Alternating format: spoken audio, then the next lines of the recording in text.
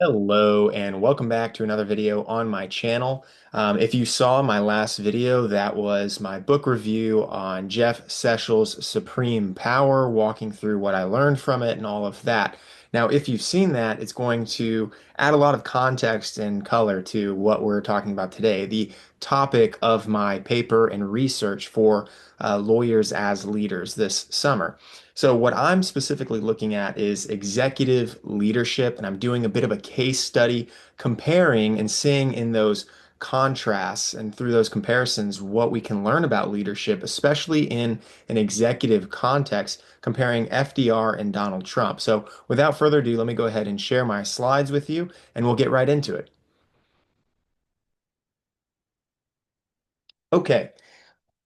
So, again, I've already introduced the topic, and we'll just go ahead and hop right into it. The founders' vision for this, the founders of the country, having just overthrown King George III, were not naive. They were not perfect, all right? No one, I don't think, would call them perfect, but they certainly were not naive. Now, one of the things they contemplated was, an executive that becomes like a king, that becomes tyrannical, a despot. And so this is something they talked about ad nauseum, and my paper goes into just sort of laying out, right, sort of the rules, the parameters, the expectations. And so here in that vein, I've also gone ahead and included a photo of George Washington because famously he chose to step down after two terms. And while that was not a requirement mandated by the Constitution, it was something of an expectation and a norm that he established. He did not want to seem like a king, and he did not want to set that example for other presidents to come. The Federalist Papers also go in, and this is where I get a lot of my material for what those expectations of the Founding Fathers were. And we have them again warning against the potential dangers of an executive. And there's so many dangers and they're so obvious. And of course, the founders knew, having come out of the American Revolution dealing with a tyrannical king, why, might you ask, why would you put up with these risks? And this is something that they talked about, especially Alexander Hamilton. There's a benefit that comes with what he called the energetic executive that is worth the risks. So having someone who can make those decisions and not be bogged down by the process when there are times of emergency is is desirable. It is worth the risk. And he gives a lot of historical examples. And again, more of that is in my paper. And again, the other thing is the checks and balance system. Obviously, this was brilliant how it was structured, but the theme or the underlying idea, principle, insight into the human spirit or condition when it comes to the political animal is that ambition will check ambition. So while one branch may seek to take more power, it will be stopped and curbed through checks and balances by another branch that similarly has an ambition for its own interests. So instead of, considering men to be angels, they knew that men were going to try to take power and things like that. So rather than try to fix the people we're working with, they just thought they'd fix the incentive structure such that they cannot, you know, one has to give and the other has to take, things like that. The other thing worth mentioning here is that there's a warning, and I'll go ahead and I want to get the quote right from the founding fathers, and one of them talks about the one of the most dangerous risks would be if the judiciary, the greatest risk contemplated by Madison was if the judiciary were to team up with any other branch and or if it were to be influenced or kind of captured by any other branch. And that's something we're going to see a lot. That warning really is something, a theme to keep in mind as we go through what this presentation is. All right, next slide. So the first thing I want to do is kind of introduce the pathways to power for both of these leaders. So for FDR, he had a background in New York politics. And so eventually, what happens is he starts building a network through that. He starts getting to know other figures. He gets nominated to be a vice president for a candidate that doesn't end up winning, but this gains him more credibility. He then becomes the governor of New York. From there, I believe again, he struck a deal to make that happen, where that other person moves on somewhere else and he takes their place. Then he gets appointed to be in charge of something with the Navy, and he does a really good job there that further builds his credibility, his notoriety within the Democrat Party. And then ultimately, it's these connections with the New York political machine and the Democratic Party that he's able to utilize for his own benefit. So this is all, his sort of machine. And that's why I have these two pictures here on the bottom. But this top picture is a photograph of him and people who are referred to as members of his brains trust.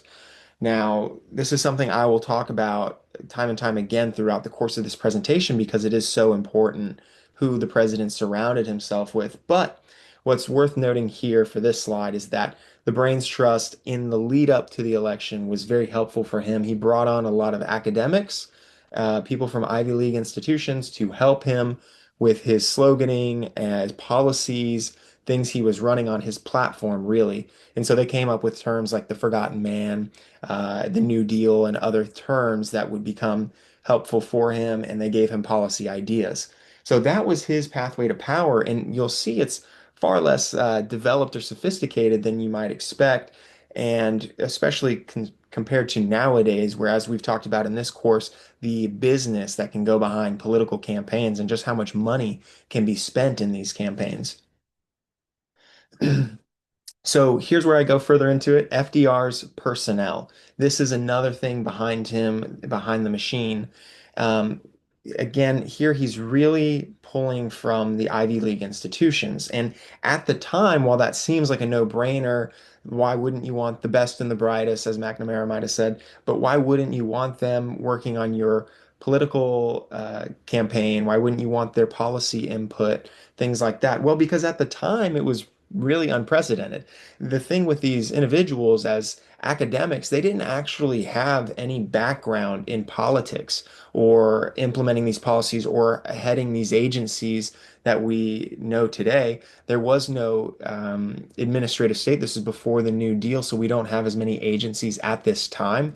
And FDR kind of got a lot of funny looks, a lot of eyebrows raised for the role, the emphasis he was putting on the academics coming into his campaign. And so it was unorthodox at the time, is what I'm getting at. This was an unorthodox move to bring in academics from the ivory tower, the Ivy League institutions, instead of people who had already had a career in this sort of thing.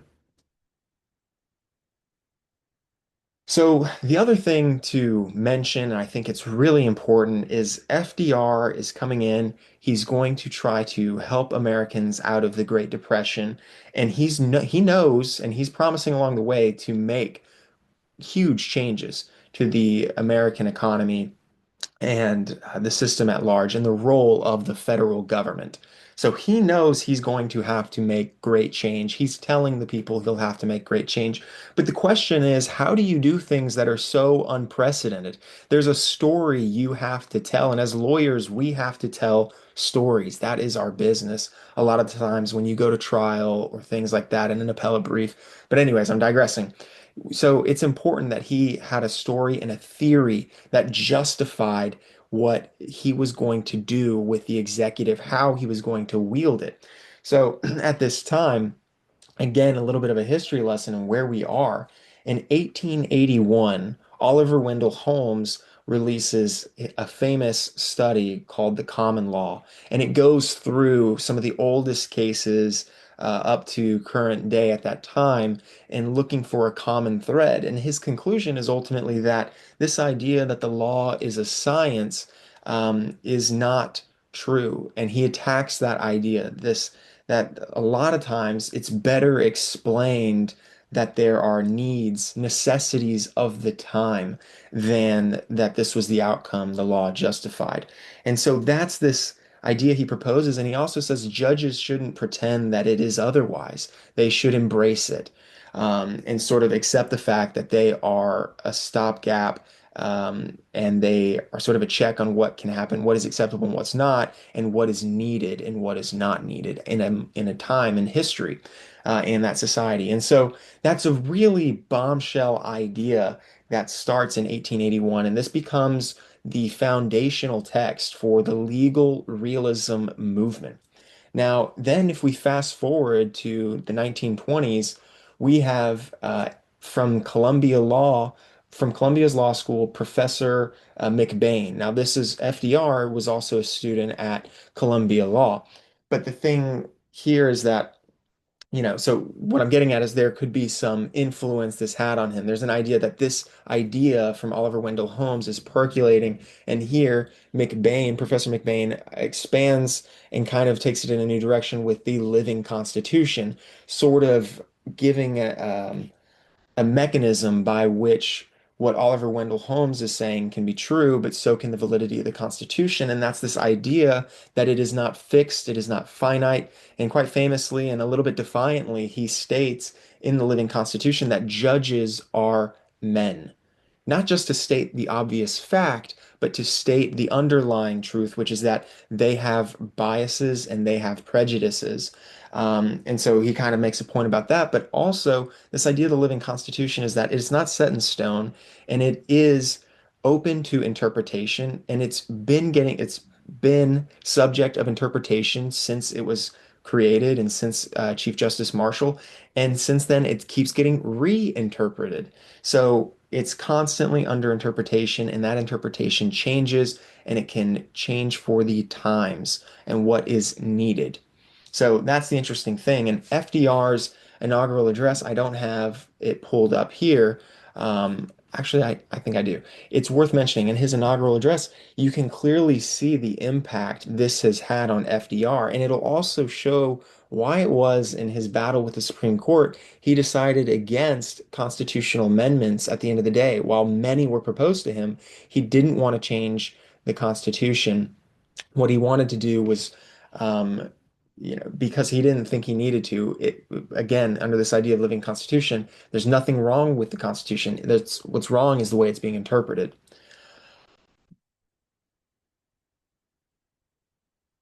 Just bear with me. This line from Here it is. So, in his inaugural address, he explains, with this pledge taken, I assume unhesitatingly the leadership of this great army, of our people dedicated to a disciplined attack upon our common problems, that being the economy. Action in this image and to this end is feasible under the form of government which we have inherited from our ancestors. Sort of bucking the idea that we need things to change. He's saying the Constitution does not need to change. We need to change.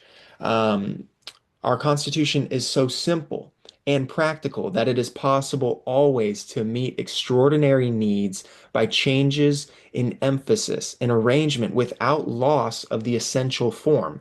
That is why our constitutional system has proved itself the most superbly enduring political mechanism of the modern world as it's ever produced. It has met every stress of vast expansion of territory, of foreign wars, of bitter internal strife, of world relations. And he's attributing why our Constitution is so successful with its flexibility and how it can change for the times. And that's what he wants going forward. All right, moving on to the next. Trump's pathway to power is a little bit more sophisticated, but also less so. I mean, with his first term, um, there's a lot about it that's not very sophisticated, but the organizations around him are more than just the Republican Party. And he also doesn't have a home state because he has no political background prior to this. So he doesn't have that advantage like the New York political machine that FDR had. Although you could make an argument that Trump being a political donor in New York has connections somewhat. It's not going to be the same as someone who's actually in that career. But what Trump does have is he has things like the Federalist Society and the Heritage Foundation, and the Republican Party once he becomes the nominee. Now, with the Federalist Society and the Heritage Foundation, they work together early on. And one of the things he does that's kind of unique for a presidential candidate is leading up to the 2016 election, he puts forward a list of candidates, a list of candidates that the Federalist Society and Heritage Foundation helped him create for who he wants to choose to fill the position of Justice Scalia. And so that, is showing their endorsement and things like that, and they're helping him succeed and get more people who are questioning whether or not Donald Trump is really a conservative on board. Seeing his choices, who they would be, there was a lot of approval for these choices, and that got more people in his favor. It was also just a very unorthodox move that got a lot of people talking. The other one in his second term was heard a lot about, and that was Project 2025. And now, while not directly worked with by the Trump campaign administration, Trump obviously has a history of working with the Federalist Society and the Heritage Foundation, and the Heritage Foundation is one of many organizations that were a part of Project 2025 or overlapping coordination in creating it. So that's sort of Trump's pathway to power, and you'll see the Federalist Society come up a lot more because it is so essential to his leadership strategy. He really leans on them a lot, and there's a bit of a, you know, um, mutually beneficial relationship that the two of them have. So the next thing, I think, oh yeah, this is Trump's personnel.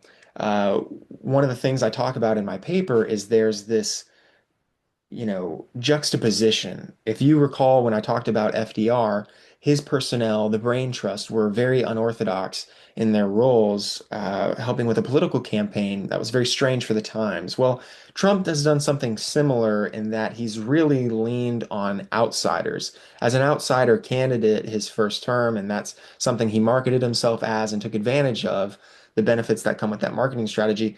In his first term, we saw him go with sort of not exactly outsiders, but maybe not the most traditional ideas of who you would pick for some positions. But he did have still a lot of standard orthodox appointments, like Bill Barr, right? This was somebody who'd been to Ivy League schools, had been working with, I believe it was the FBI, the Department of Justice for his whole career. The same thing with Christopher Wray. There's a lot of people I talk about. In his first term, he appointed who had background in where the field they were appointed to work in. Now, in his second term, we see a further move shift in that thematic direction of his first term, where now we've completely ditched the any semblance of a background in this field or area of expertise you might expect them to have, and we have outsiders and we have people who, for the most part, the common thread amongst them is popularity and loyalty to Donald Trump. Now, this was something that I didn't mention with FDR, but he was also known to really value the loyalty side of appointments and people who were working around him in his White House. He had a term, there was a term that the media used for these individuals, and it was uh, for Roosevelt before Chicago, FRBC individuals. So for Roosevelt before Chicago, those were his golden people that he relied on the most because they were with him from the beginning, and so he rewarded their loyalty.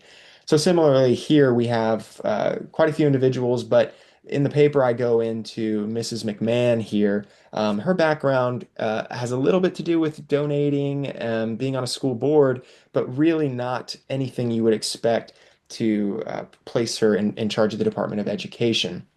So, her background is in the WWE as a co-CEO and co-founder.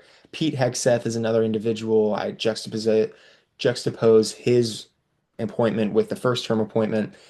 He is a veteran, but he doesn't have the military leadership experience that the former, first term position went to. I think that was Mathis, had that position. And, Hegseth is a Fox News contributor who was a veteran, but again, didn't have that military leadership experience. But he has a prominent role. Uh, who else did I talk about in my paper? The other ones I talk about that are not in this photo, unfortunately, would be Dan Bongino, and Cash Patel. These are individuals that are placed in charge of the FBI right now. And in the first term, we had someone who had a background with the DOJ for a majority of their career, I believe. And now with Dan Bongino and Cash Patel was a public defender, and he has, a resume, but it doesn't lend itself to FBI sort of material, although he has been involved in the law, whereas Dan Bongino is more of a political commentator. So really shifting towards this idea of the outsider even more so. Now, similar to FDR, Trump is making big promises to do unprecedented things when he gets into office. And so, like FDR, we are expecting, he's going to need to tell a story that justifies how he's going to wield the executive branch to do these things, why it wouldn't be unconstitutional. And so, kind of almost like a mirror, or an opposite of the living Constitution. He has the unitary executive theory, and it is one that is rooted in originalism, which is kind of the opposite of living constitutionalism. Originalism is all about what did the founders intend at that moment when they wrote it down on paper. And so that's the type of interpretation you're doing there. Unitary executive theory is something that was sort of born out of the Reagan administration in the 80s, and his legal teams, but it really, with Federalist Society people, you'll notice a theme here. Federalist Society individuals were proponents for it, came up with this theory, and really in Trump's term is where it is taking on a new life and having great success as well, which is something I talk about in the paper, but we won't have time to go over here. But one of the things happening in current events is that the Supreme Court does seem to be positioning itself for a potential overturn of Humphrey's executor. Now, interestingly enough, and this is a decision that essentially restricts the president's ability to fire heads of agencies or members of the boards directing agencies. And that decision was originally decided on when Roosevelt was the president. And so we have, again, just there's so many parallels between these two leaders. It's quite interesting. And Roosevelt took that decision very personally, and that's something Jeff Sechel talks about in his book Supreme Power. He felt like it was personally, it was written to personally mock him and spite him in the decision, and he wasn't expecting anything nearly that scathing when the decision first came out. And so, he didn't like that decision. And it's funny, we're seeing Donald Trump, somebody else with an executive personality similar to FDR's in a lot of ways, come along and just might be the leader at the time when it gets overturned. So, very interesting parallels between these two. Um, so after I've gone through sort of the political machine behind each respective president and sort of their jurisprudence, their personnel, I kind of start getting into snapshot comparisons of executive leadership. So I'll find, four instances where we can learn a lot, what they have in common, where they went similarly, and where they did things differently to look at those differences and learn something, find our insights about leadership and executive leadership. So influencing the judiciary is one of these things that both candidates had in mind to do, and I would imagine every president to some extent is thinking about this. But what's interesting about FDR is with his background and ideology that we talked about previously, being a legal realist, he took criticism on the political campaign leading up to his first term election, where he just merely implied, right? He stated that the Republican Party has been governing over our problems. They've had the Congress, the Senate, the presidency, and he said, for good measure, I might add, they've also had the Supreme Court. Now, this implication that the Supreme Court was a political institution really ruffled a lot of feathers. The conservatives, tried to use this to rally the people to, gain support for them, show how radical FDR was, insinuating that the Supreme Court is a political institution in any way. This was really radical at the time for him to say this openly, but we know based off of the work of Oliver Wendell Holmes and McBain, that this was sort of has been brewing in the upper society, Ivy League circles with academics and intellectuals, to be able to recognize this and call it for what it is. So that's step one in his approach to influencing the judiciary is just recognizing that A, it's a possibility, and B, it's a reality. So that's interesting. The other thing he does early on when he comes into office, he knows he's going to be facing opposition from uh, the judiciary, and so he charges his attorney general, gives him a special legislative project that's about a year-long project. But one of the first things on that is to get him a report, a little survey of how many federal judges have been appointed by Republicans versus how many have been appointed by Democrats. And so, you have to remember at this time, there had been Republican leadership for quite a long time. And the way that this manifested, and again, this idea of just how many are Republican versus Democrat appointed is really embracing the idea that the judiciary is somewhat political.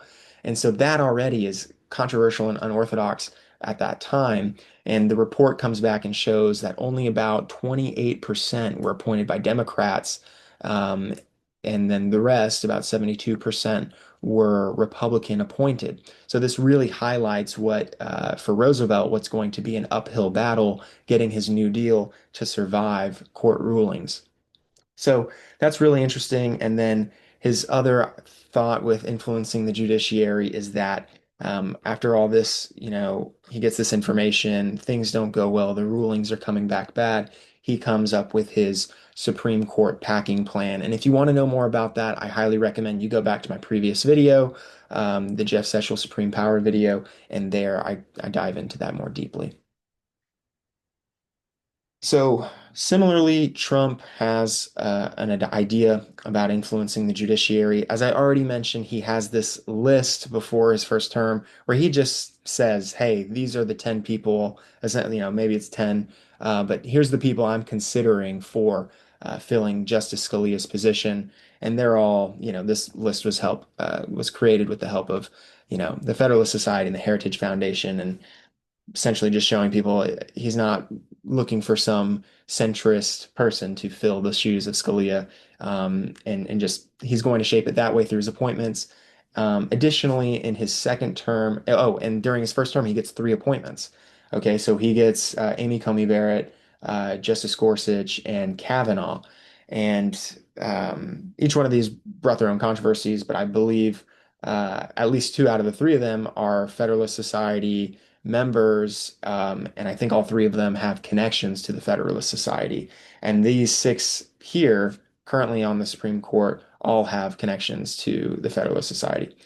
The other approach that's been more so in his second term has been the calls, I guess you would call it intimidation, the shining a spotlight on it or bringing it into the arena of the public, talking about it, bringing in the court of public opinion bad rulings in his mind, what he thinks are bad rulings, and even calling for impeachment. So I'd say another way he's trying to influence the judiciary, which is unprecedented, is calls for impeachment, and turning the pressure on in that way to try to get more favorable rulings in the future. And this is something that actually, has culminated with Chief Justice Roberts coming and speaking out and calling the president out on this and stating how unprecedented this is and how risky this is and how slippery a slope it is. So the next area in which these two individuals have a lot of commonality and overlap is their innovative use of media. So for FDR, we know this was the fireside chats. This is over the course of about 11 years, I think it's about 11 years from 1933 to 1944. FDR will go on every once in a while to the radio in the evening to speak directly to the American people. And this is a very special thing at the time because he's cutting out the middleman of the media and the written journalists, uh, the written papers and things like that. And he's going to deliver his message directly. And this makes Americans more comfortable with him. They feel closer to him. It's like the president is in their living room speaking to them directly. And in the course of this, this is where his leadership really thrives. And where he strayed away from this in the court packing plan, he really regretted it. But where he would thrive is in these fireside chats, talking the American people through his thought process, through his policy proposals, why he was doing what he was doing. And this allowed the American people to get on board with him and continue to support him, right? Despite criticisms or headlines in a day and age when about 80% of the papers were conservative leaning.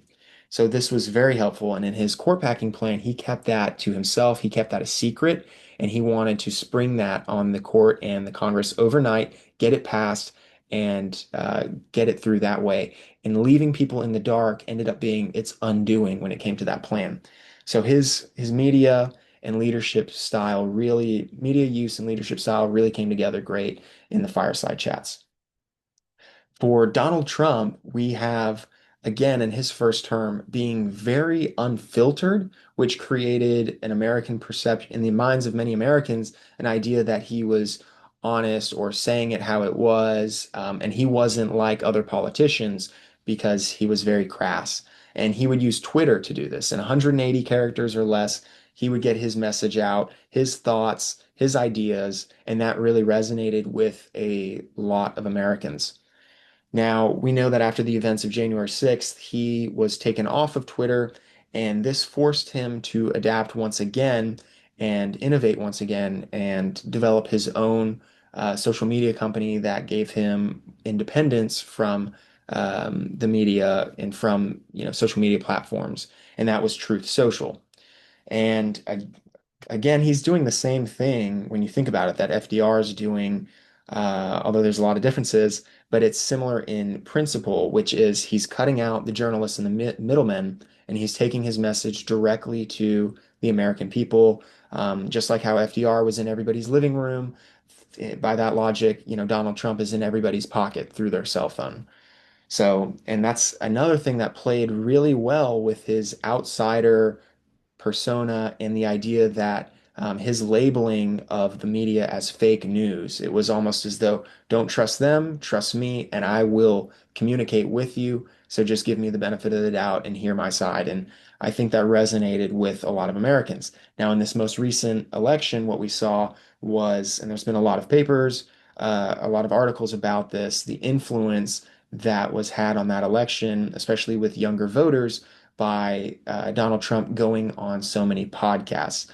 He went on quite a number, too many for me to list here, but this really reached out to younger voters and independents, and a lot of people attribute his win in all of the swing states having something to do with his use of the podcasting space.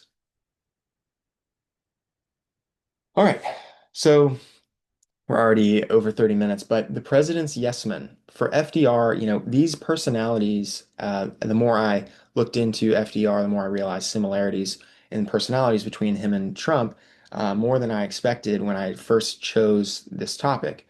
But, one of the things that I've already mentioned is that FDR and Donald Trump like to surround themselves with people who they believe are loyal to them.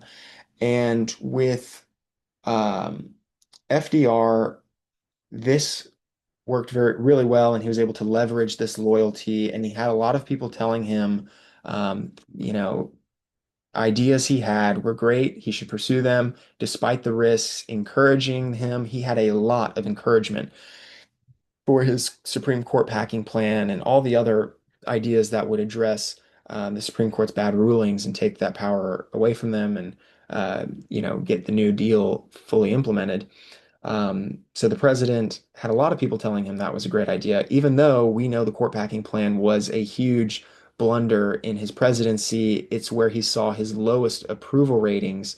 But one of the things that's interesting is, here I have a picture of the Congress, and a lot of the Democrats here were championing the New Deal as if it were their own, even the ones that did not believe in it. And there's one specifically, I believe he was the Senate Majority Leader, Robertson or Roberts. I'm blanking, but it's in my paper. And um, he has this man advocating for the New Deal so aggressively, and then the Supreme Court packing plan.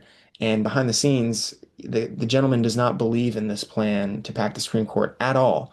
But he has a deal with FDR where he is promised a seat on the Supreme Court when one opens up. And so that's just an interesting thing. The other thing that happens is when FDR keeps this plan to pack the Supreme Court a secret and unveils it at the last moment, he kept it a secret not just from the American people, not just from Republicans. He kept it a secret from Democrats, and he kept it a secret from his own advisors. And this gave a lot of people fear and concern about the president's plan. And they really didn't like that. And a lot of Democrats felt betrayed, the ones who'd gone to bat for him. And FDR had started to take their loyalty for granted as something, pointed out in the book, Supreme Power. He really started to take their support for granted.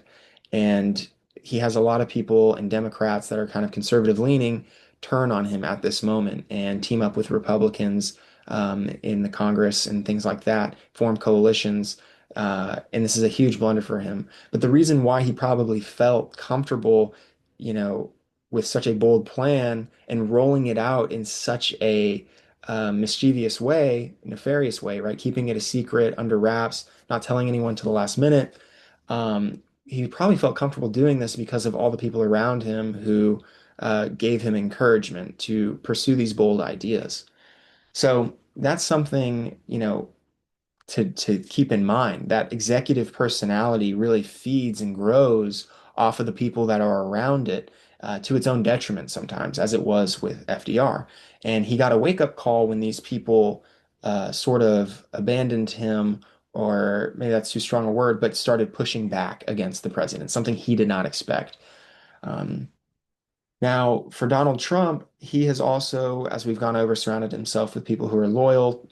But we've seen that, after the events of January 6th, there was a big thing with a lot of conservatives and Republicans distancing themselves from Donald Trump. But in his second term, it seems that most, if not everybody, is back to working with the president and things like that. And I go through examples and agendas where he has a lot of yes men around him, encouraging him to do certain things. But as we've seen, people from his first term have come out and written books about what it was like in the White House under the Trump administration in the first term, concerns that they had, concerns that the president caused them, just like there were concerns caused for FDR's administration and advisors at some of his ideas and plans once he started pursuing them. So Bill Barr has spoken about this, and I'm forgetting the name of the other gentleman um, who was in charge of foreign policy. But anyways, so this is another thing, an idea that we should keep in mind with executive personalities. The last snapshot here, and this is something I'll get more into in the paper, just for the sake of time here, but it's beyond the term limits. So George Washington is where I started this on the first slide. We had George Washington who stepped down after 2 terms, and he did that to set a good example. FDR did not feel that that was necessary or desirable. Because at the point where he made that decision to run for a third term, America was already into World War II, or things were ratcheting up for it. He felt that America needed continuity in that moment of, dealing with the Great Depression, World War II on the horizon, things like that. America needed continuity to get through this, and he made a good case for it. And there was no prohibition in the Constitution on this at that time.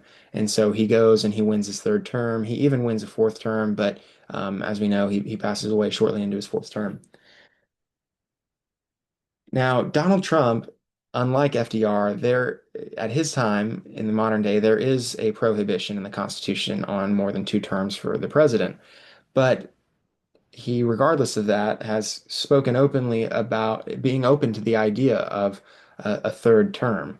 And this is very strange and peculiar because the Constitution says otherwise, and there's an amendment addressing this that was implemented after FDR. But he believes there are methods in which he could do it, and he speaks positively about the idea. This is again something that we should, you know, keep in mind. There are methods which you could do it. There are, he's talked about possibilities. Who is explaining these possibilities and who is encouraging this sort of idea? Who is indulging the president in this? And that's going to be his personnel, the yes men, the people around him. Yes, there are theories, constitutional theories for how or why this could occur, but are they good ones? And again, this is something where people may be feeding the executive personality and it's growing. And, the jury is still out on whether or not Donald Trump will pursue a third term. It's highly unlikely. But the openness itself is something worth noting because it in and of itself is concerning. So, lastly, this is something that we've kind of been doing throughout the slides, but my paper takes a turn into a broader discussion after these four snapshot comparisons as to what makes executive leadership either dangerous or effective. In these two examples, Donald Trump and FDR sort of make a Venn diagram, and we can see their differences, we can see their commonalities, and in those is where we're going to find our insights as to what makes a good executive, what makes a bad executive, what are the factors or variables, what is the personality type that could make for a dangerous or effective executive. And again, this will bring us to our last slide. You know, as FDR pushed on the system pushed back. That constitutional amendment was passed to limit the president to two terms, and things have sort of, the pendulum has swung back. And kind of returning back to that idea from Hamilton in the second slide, or yeah, is these risks were known to the founding fathers. They were not naive, they were contemplated, but they believed that the system would endure. The system was built for this sort of thing, and thus far they have been correct. And so we have a pattern here, and we have a pattern of executives throughout history, and it's more than just FDR and Donald Trump who've gone up against the judiciary, who have had sort of emergency circumstances and situations in the presidency. But the system remains, despite people pushing on its boundaries. And so I think there's, where we have to have a lot of credit for um, the design of our government as it was first created and the things they had in mind. And I have a few closing notes to end on.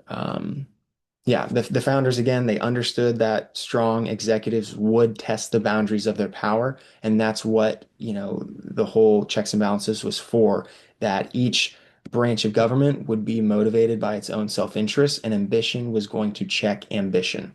Now, the only concern that was raised, well, not the only, but the other concern I mentioned early on was if the judiciary were to team up with another branch of government, it would break the checks and balances system. Now, here we're nowhere near a team up with the judiciary and any other branch of government, but we do have a very favorable Supreme Court, as shown by the overlaps between Federalist Society connections, making up six members of the Supreme Court, and their role in the current administration. So that's something that's interesting. But we have seen that the judiciary and Donald Trump still have their moments of butting heads. Um, Again, the other idea, or big takeaway from this paper, is both the living constitution and unitary executive theory can enable an executive personality, a strong leader, give them a justification for wielding their power. And this justification can gain a hold or a foothold in academic circles and within the judiciary, as we're seeing with the executive theory having success, unitary executive theory and its success. So these ideas are very important. So for any leader, maybe we don't have to go as far as executive leadership, but as lawyers that want to be leaders, what is our story? What is our justification for why we do the things we do, and pursue what we pursue? So that's something we should also keep in mind. And I guess the future research would be for other presidents that, just more historical examples of overlap, I think another good opportunity for research would be Abraham Lincoln, a comparison that Donald Trump has tried to invoke himself, maybe between him and Abraham Lincoln, similar instances of butting heads with judiciary there. But again, um, let's remember the justifications for why we do what we do as leaders and why it is so effective and strong, how important it is.